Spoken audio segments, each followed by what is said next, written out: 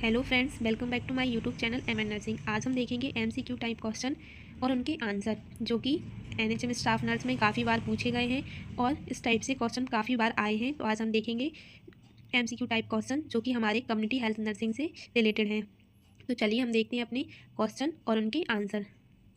तो हमारा आज का फर्स्ट क्वेश्चन है, टाइफाइड फीवर फैलता है। टाइफाइड फीवर किसके द्वारा फैलता है? Option A bacteria, option B virus, option C protozoa, option D amoebiasis. तो जो टाइफाइड फीवर है वो बैक्टीरिया के द्वारा फैलता है, तो इसका राइट आंसर होगा option A bacteria. Next question है, टाइफाइड फीवर का अन्य नाम है। टाइफाइड फीवर का अन्य नाम है तो option A cerebral fever, option B enteric fever, option C breakbone fever, option D none. तो जो टाइफाइड फीवर होता है उसको अन्य नाम या दूसरे नाम से जानते हैं, उसका राइट आंसर है बी इंटेरिक फीवर। तो टाइफाइड का दूसरा नाम है इंटेरिक फीवर। नेक्स्ट क्वेश्चन है, टाइफाइड फीवर का एजेंट है। टाइफाइड फीवर का एजेंट है, option A Helicobacter, option C Campylobacter, option C Salmonella, option D streptococcal. तो टाइफाइड फीवर का जो एजेंट है जिसके द्वारा टाइफाइड फैलता है वो है साल्मोनेली टाइफी। तो इसका राइट आंसर है option C Salmonella. Next question है, mode of transmission of typhoid fever. जो टाइफाइड फीवर है उसका मोड ऑफ ट्रांसमिशन क्या है? Option A faecal oral route, option B parenteral route, option C droplet route, option D skin contact. तो जो mode of transmission है typhoid fever का वो है फीको ओरल रूट। तो राइट आंसर इसका option A faeco oral route. Then next है, typhoid fever के लक्षण है। टाइफाइड फीवर के लक्षण है, option A cough and constipation, option B fever, option C headache and abdominal pain, option D all. तो जब टाइफाइड फीवर होता है तो पेशेंट में ये सारे लक्षण दिखाई देते हैं, तो इसका राइट आंसर है option D all. Then next, typhoid fever का इंक्यूबेशन पीरियड होता है। जो टाइफाइड फीवर है वह कितने दिनों तक के लिए आता है या कितने दिनों के लिए होता है? तो ऑप्शन ए 1 से 5 दिन, ऑप्शन बी 10 से 15 दिन, ऑप्शन सी 5 से 10 दिन, ऑप्शन डी सभी। तो जो टाइफाइड फीवर है उसका इंक्यूबेशन पीरियड होता है 10 से 15 दिन का। तो राइट आंसर है ऑप्शन बी 10 से 15 दिन। तो नेक्स्ट, निम्न में से किसका mode of transmission faeco oral route नहीं है? तो वह कौन सी बीमारी है जो फीको ओरल रूट द्वारा नहीं फैलती है? तो option A typhoid, option B amoebiasis, option C polio, option D TB. तो जो ट्यूबरक्लोसिस होती है वो फीको ओरल रूट द्वारा नहीं फैलती है, तो इसका राइट आंसर है option D TB. Next, guinea worm disease किसके द्वारा फैलती है? जो जेनुआ वर्म डिसीज़ होती है वह किसके द्वारा फैलती है? तो option A amoeba, option C Dracunculus medinensis, option C hookworm, option D all. तो इसका राइट आंसर है option B Dracunculus medinensis. Then next है, रोटा वायरस की खोज की गई। जो रोटा वायरस है उसकी खोज की गई 1970 में, ऑप्शन बी 1973 में, ऑप्शन सी 1976 में, ऑप्शन डी 1980 में।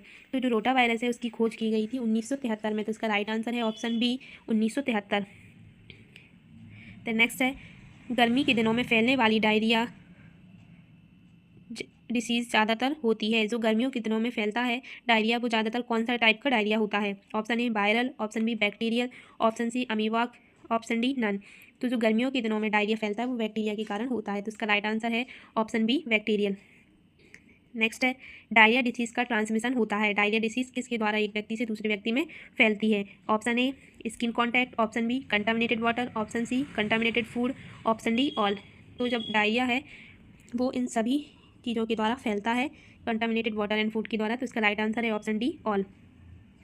नेक्स्ट है, अमीबोआइसिस का एजेंट है। अमीबोआइसिस का एजेंट है, option A E coli, option B Entamoeba histolytica, option C Helicobacter, option D Campylobacter. तो जो अमीबियासिस डिसीज़ है वो एंटामीबा हिस्टोलिका के द्वारा फैलती है, तो इसका राइट आंसर है option B Entamoeba histolytica. Then next है, अमीबोआइसिस का मोड ऑफ ट्रांसमिशन है। Option A parenteral route, option B faecal oral route, option C skin contact, option D droplet infection या रूट। तो जो अमीबोआइसिस है उसका मोड ऑफ ट्रांसमिशन होता है फिकोरल रूट द्वारा, तो इसका राइट आंसर है ऑप्शन बी फिकोरल रूट। अमीबोआइसिस का क्लिनिकल फीचर्स होता है। जो अमीबोआइसिस है उसका क्या लक्षण है? तो option A diarrhoea, option B abdominal pain, option C anorexia, option D all. तो अमीबोआइसिस वाले पेशेंट में ये सारे लक्षण दिखाई देते हैं, तो इसका राइट आंसर है option D all. Then next है, कॉलेरा डिसीज़ है।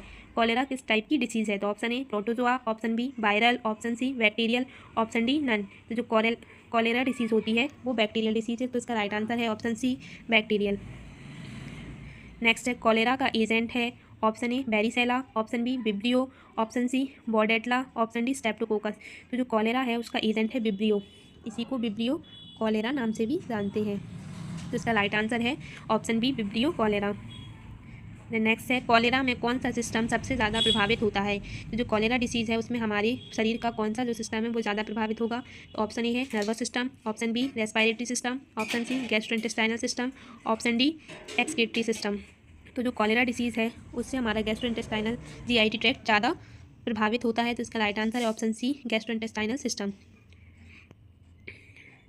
नेक्स्ट है कॉलेरा के लक्षण हैं। कॉलेरा में कौन सी लक्षण दिखाई देते हैं। Option A dehydration, option B watery diarrhoea, option C muscles cramps, option D all. तो जो कॉलेरा वाला पेशेंट है उसमें डायरिया, डिहाइड्रेशन, मसल्स क्रैम्प्स ये सारे लक्षण दिखाई देते हैं। तो इसका राइट आंसर है ऑप्शन डी ऑल। नेक्स्ट है कॉलेरा का इंक्यूबेशन पीरियड कितना होता है। जो कॉलेरा है उसका इंक्यूबेशन पीरियड कितना होता है। तो ऑप्शन ए 1 से 4 दिन, ऑप्शन बी 5 से 10 दिन, ऑप्शन सी 11 से 15 दिन या 10 दिन, ऑप्शन डी 16 से 20 दिन। तो जो कॉलेरा है उसका इंक्यूबेशन पीरियड होता है 1 से 4 दिन का। तो इसका राइट आंसर है ऑप्शन ए 1 से 4 दिन। Human body parts, tissue, blood आदि वेस्ट किस रंग के डिब्बे में डाले जाते हैं। अब ये BMW का क्वेश्चन है कि जो ह्यूमन बॉडी के पार्ट्स हैं, टिश्यूज़ हैं, ब्लड हैं, वेस्ट किस रंग के डिब्बे में डाले जाते हैं। Option A red, option B yellow, option C blue, option D black. तो जो ह्यूमन बॉडी से निकले हुए वेस्ट होते हैं उनको हम येलो कलर के बॉक्स में डिस्कार्ड करते हैं। तो इसका राइट आंसर है ऑप्शन बी येलो। नेक्स्ट है sharp articles like needle, scalpels, blades आदि किस रंग के डिब्बे में डालने चाहिए। Option A yellow, option B red, option C blue, option D black. तो जो शार्प मटेरियल्स होते हैं उनको हम ब्लू कलर के बॉक्स में डिस्कार्ड करते हैं। तो इसका राइट आंसर है option C blue. IV set, catheter, tube and other disposable items किस प्रकार के बैग में डालने चाहिए। जो IV सेट होता है वो प्लास्टिक मटेरियल्स है। तो प्लास्टिक मटेरियल्स किस बॉक्स में डाले जाते हैं। तो option A yellow, option B red, option C green, option D black. तो जो प्लास्टिक वाले मटेरियल्स हैं उनको हम रेड कलर के बॉक्स में डालते हैं। तो इसका राइट आंसर है ऑप्शन बी रेड। नेक्स्ट है expiry medicine and cytotoxic drug, vapour और ड्रग किस प्रकार के बैग में डालने चाहिए। Option A yellow, red, blue, black. तो एक्सपायरी मेडिसिन होती है तब उस मेडिसिन को येलो बॉक्स में डाल देंगे। बाकी जो उसका अगर बाहरी पार्ट कांच की डिब्बी या बॉटल है या प्लास्टिक है तो हम उसको, अगर प्लास्टिक है तो हम उसको, सॉरी येलो नहीं रेड, तो अगर प्लास्टिक है तो हम उसको रेड ही मेडिसिन सहित रेड में डाल देंगे। अगर प्लास्टिक नहीं कांच है तो उसको खोलकर मेडिसिन को डाल देंगे हम रेड बॉक्स में। बाकी जो बाहरी उसका रैपर है उसको हम, जैसे कांच की चीज़ों को हम ब्लू में डालते हैं तो हमें ब्लू कलर के बॉक्स में उसको डिस्कार्ड कर देना है। तो ये हो गए हमारे कम्युनिटी हेल्थ नर्सिंग से रिलेटेड MCQ और उनके आंसर। अगर आपको ये वीडियो अच्छी लगी हो तो प्लीज़ वीडियो को लाइक कीजिए, शेयर कीजिए और चैनल को सब्सक्राइब कीजिए। Thank you for watching.